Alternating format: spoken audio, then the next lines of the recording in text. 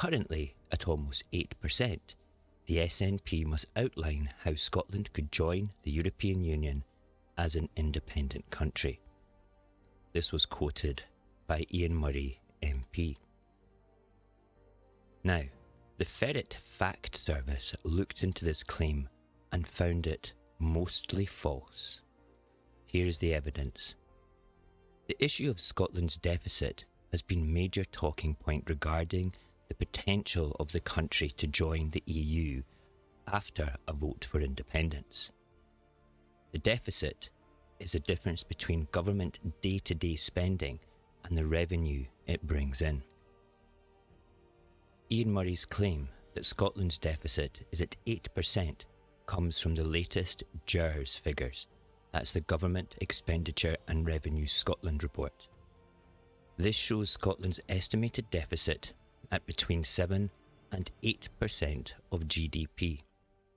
If a geographical share of revenue from North Sea oil industry is also included. The current deficit figures are based on the constitutional arrangement that is currently in place, and if Scotland were to become an independent nation, it is likely that different economic and political decisions would be made, so GERS figures show us relatively little about what Scotland's long-term financial position would be. However, they do give a credible picture of Scotland's current financial position. But would a deficit as high as 7 or 8% stop Scotland from joining the European Union?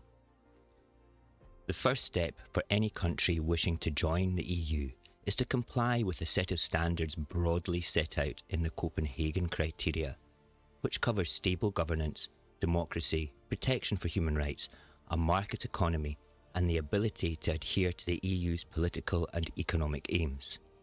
Candidate countries then have to fulfil the requirements in 35 different policy areas or chapters. These are negotiated with the EU, and each chapter is not signed off until the current EU members are satisfied with a candidate country's progress. The country then moves on to its transitional agreement, and once ratified will become a member on an agreed date. For Scotland, the route would be the same, although it is likely that many of the criteria would be fairly and easily fulfilled given that it has been part of a member state since 1973, when it was the European Communities.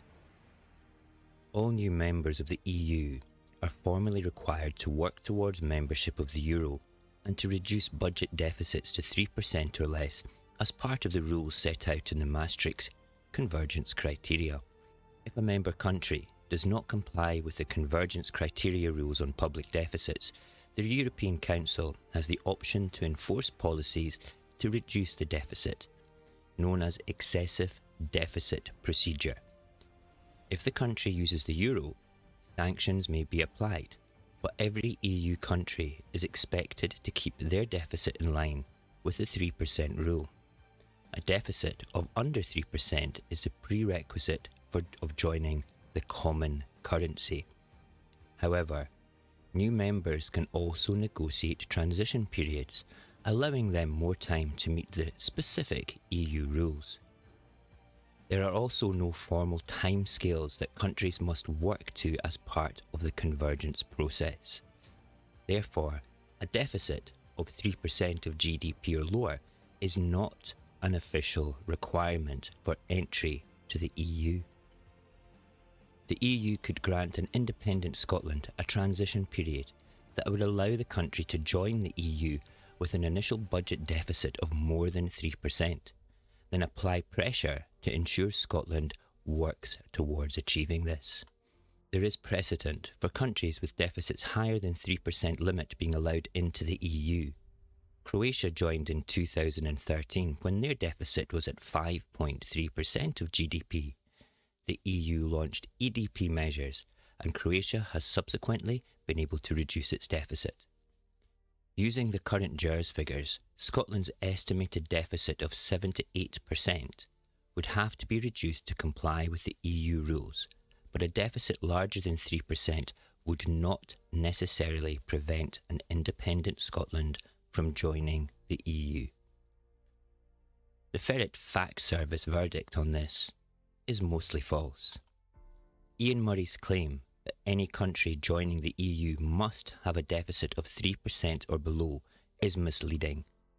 While EU rules state that member countries should keep their deficit below that threshold, it is not a specific condition for new candidate countries. It is instead intended as a measure to ensure members comply with EU budgetary discipline. Official estimates show that the difference in spending and revenues for Scotland, or notional deficit, is 7% of GDP, not 8%.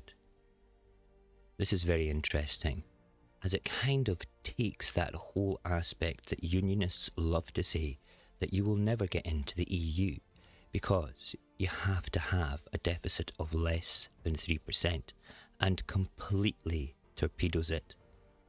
This is done by the Ferret Fact Service, and you will find the link for this particular report on the blurb on the actual YouTube channel where I've posted this Saltire. Thank you for listening. Goodbye and good luck.